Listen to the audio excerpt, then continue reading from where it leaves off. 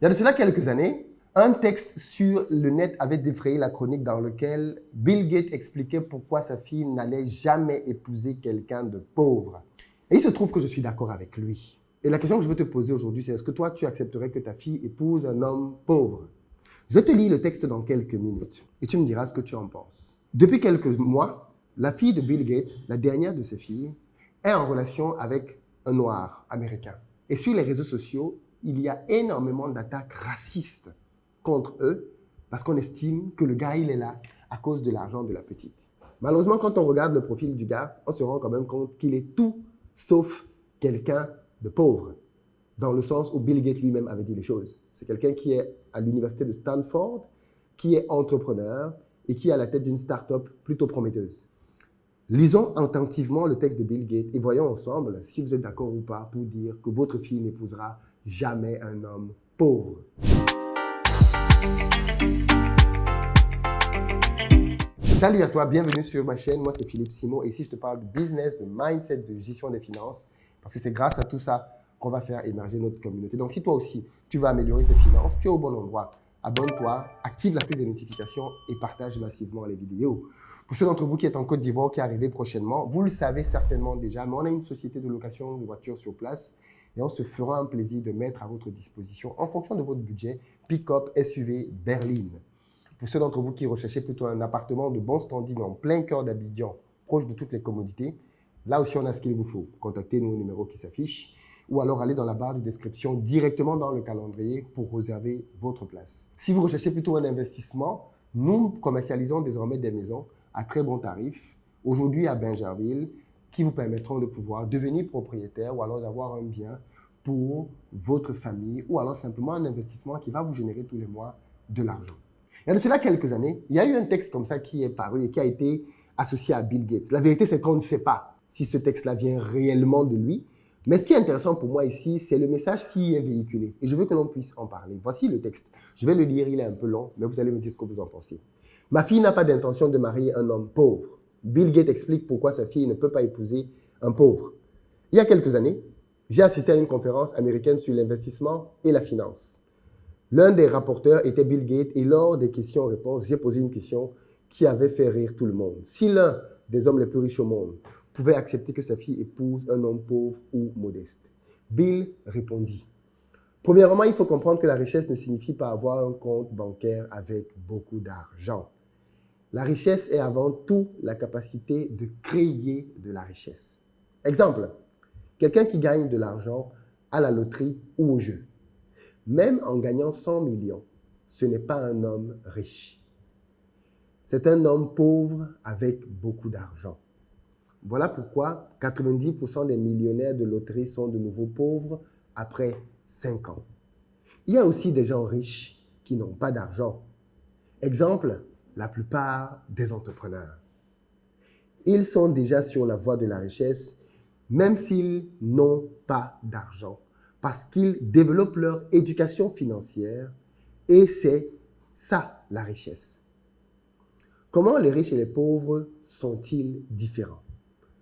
Si vous voyez un jeune homme qui décide d'obtenir son diplôme, apprendre de nouvelles choses, essayer de s'améliorer sans cesse, sachez que c'est un homme riche. Si vous voyez un jeune homme qui pense que le problème est l'État et qui croit que les riches sont tous des voleurs et qu'il critique constamment, sachez que c'est un pauvre. Les riches sont convaincus qu'ils n'ont besoin que d'informations et de formation pour décoller. Les pauvres pensent que les autres devraient leur donner de l'argent pour décoller. En conclusion, quand je dis que ma fille n'épousera pas un pauvre, je ne parle pas d'argent. Je parle de la capacité de cet homme à créer de la richesse. Désolé pour ce que je vais dire, mais la plupart des criminels sont pauvres. Quand ils sont face à l'argent, ils perdent la tête. C'est pourquoi ils volent, agressent, etc. Pour eux, c'est une grâce, car ils ne savent pas comment eux-mêmes pourraient faire de l'argent. Un jour, un garde de banque a trouvé un sac rempli d'argent, a pris son sac et l'a remis au directeur de la banque. Les gens appelaient ce monsieur un idiot. Mais en fait, ce monsieur était juste un homme riche qui n'avait pas besoin d'argent. 1 an plus tard, la banque lui a offert un poste de réceptionniste. 3 ans plus tard, il était responsable des clients et 10 ans plus tard, il dirigeait la direction régionale de la banque. Il gère maintenant des centaines d'employés et des bonus annuels sont au-delà de la valeur qu'il aurait pu voler. La richesse est avant tout un état d'esprit. Je le répète, je ne sais pas si ce texte est réellement de Bill Gates, si cette conversation a réellement eu lieu, mais ceci me permet de ramener un sujet sur la table. Dans beaucoup de nos familles en Afrique, les parents sont obsédés par l'idée de dire que leurs enfants doivent épouser des gens riches. Oui, beaucoup de familles refusent des mariages, soit disant que le gars n'est pas riche. Et vous savez quel est le critère qu'ils ont pour évaluer la richesse? Le salaire. L'une des raisons pour laquelle beaucoup de salariés, peu importe combien ils gagnent, ne sont pas riches, c'est parce qu'ils ne savent pas comment faire pour générer de l'argent en dehors de leur salaire. Et ce texte est très enrichissant à cet égard. Regardons quelques-uns des éléments qui y sont mis pour essayer de les développer. Il dit que plus de 90% des personnes qui gagnent au loto perdent cet argent. Mais moi, j'ai envie de rajouter que la majorité de ces personnes sont dans un état pire qu'avant qu'ils ne gagnent le loto. C'est-à-dire que si avant qu'il ne gagne le loto, il était au SMIC, il touchait son SMIC là, quand il va perdre tout l'argent du loto, il entre en dépression, bien souvent dans l'alcool, la drogue, et bien souvent même finissent par mourir et perdre tout. Leur mariage, leurs enfants, ils perdent tout. Parce que l'argent, ils ne savent pas comment le créer, ils ne savent pas comment le gérer. Et bien évidemment, nous connaissons certainement des exemples comme cela. En revanche, les personnes riches, ce sont des personnes qui savent créer de l'argent, même si au moment précis, elles n'en ont pas encore beaucoup entre leurs mains. D'où le podcast, c'est juste une question de temps. Parce qu'avec le temps, soit vous allez en gagner plus, soit vous allez perdre ce que vous avez. Et le propre de beaucoup de gens, c'est qu'ils pensent que parce qu'ils ont le robinet du salariat, ils savent gagner de l'argent. C'est trompeur, les amis. Être un salarié qui gagne un bon revenu ne fait pas de vous quelqu'un qui sait comment générer de l'argent. Il explique très clairement que la base, c'est l'éducation financière. Et c'est en ça que les riches et les pauvres sont différents. Si vous voyez qu'un jeune homme pense que le problème, c'est l'État, le problème, ce sont les riches qui volent, le problème, ce sont ses oncles, ses tantes qui ne l'ont pas soutenu, voilà un homme pauvre. Voilà un homme pauvre. Il rend les autres responsables de ce qui lui arrive à titre personnel. Donc quand Bill Gates dit, je suis d'accord avec lui, que ma fille ou sa fille n'épousera pas un homme pauvre, il n'est pas en train de parler de quelqu'un qui n'a pas beaucoup d'argent. Non, il parle de quelqu'un qui a un état d'esprit. Et quand la personne avec laquelle vous êtes a un bon état d'esprit avec l'argent, c'est juste une question de temps pour que vous en gagnez davantage. Mais si la personne avec qui vous êtes a un mauvais état d'esprit, c'est juste une question de temps pour que vous perdiez même ce que vous avez aujourd'hui et que vous pouvez considérer comme étant de l'argent. Voilà pourquoi beaucoup de personnes dans nos pays volent. Voilà pourquoi beaucoup de personnes dans notre gouvernement volent. Ils détournent beaucoup d'argent parce qu'ils sont ignorants. Ils ne savent pas comment fonctionne l'argent. Donc ils volent tout ce qu'ils peuvent voler. Ils volent même des milliards. Parce qu'ils ne savent pas comment faire pour multiplier l'argent. Voilà le problème.